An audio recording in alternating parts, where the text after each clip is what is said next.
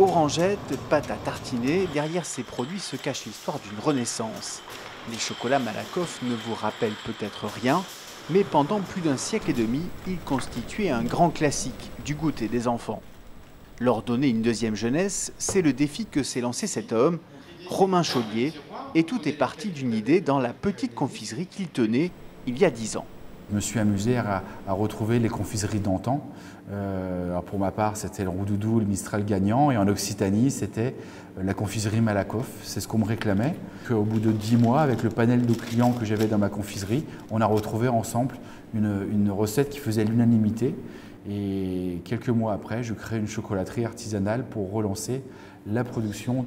Un pari gagnant, le succès commercial est au rendez-vous. Romain Chollier est un autodidacte qui découvre avec cette aventure le métier de directeur et toutes les compétences qui vont avec. C'est-à-dire que les métiers, lorsqu'on décide de s'orienter vers un développement économique ou de production, vont s'orienter vers effectivement le management, vers la qualité, la sécurité autour des opérateurs, marketing, mais marketing France, marketing Europe. Donc moi, ce qui me plaît aujourd'hui, c'est tous les métiers qui se présentent à moi, que je n'avais pas imaginé. Donc je suis un autodidacte, je sais rebondir et je sais aujourd'hui dire à nos jeunes, ne soyez pas un jour ingénieur, soyez déjà ingénieux.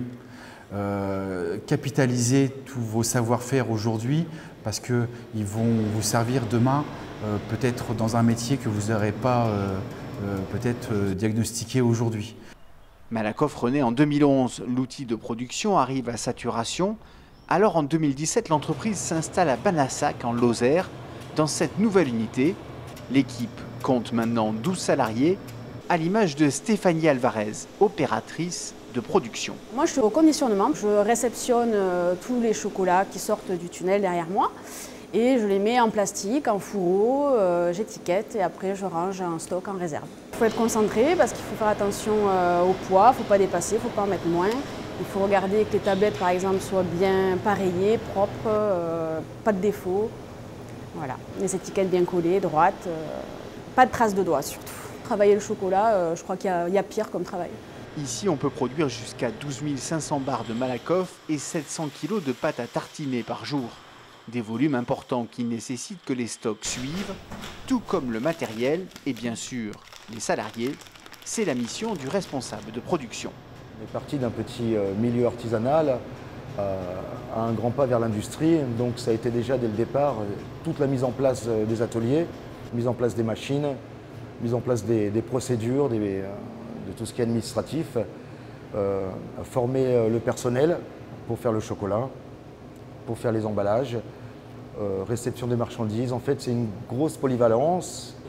On s'occupe de la ressource humaine aussi. C'est très intéressant au point de vue humain. Un travail de proximité au contact quotidien des équipes. Eric doit aussi aplanir les problèmes pour faciliter le bon déroulement de la production. C'est l'un des buts du tableau de RQP, comme réunion quotidienne de performance. On explique le problème, la cause et l'action. On ne polémique pas pendant 10 minutes sur un problème. On l'écrit, on le sait, on l'a identifié, remarqué, on le corrigera. En fait, c'est un outil qui est très intéressant pour nous, pour le personnel, quoi. Ça nous permet de tout identifier et d'essayer de tout corriger, tant que possible avant de le remonter à la direction. Une formule gagnante pour Malakoff 1855. La société est en pleine expansion et cherche un responsable vente pour sa boutique, des renforts saisonniers en production et des commerciaux pour poursuivre son développement.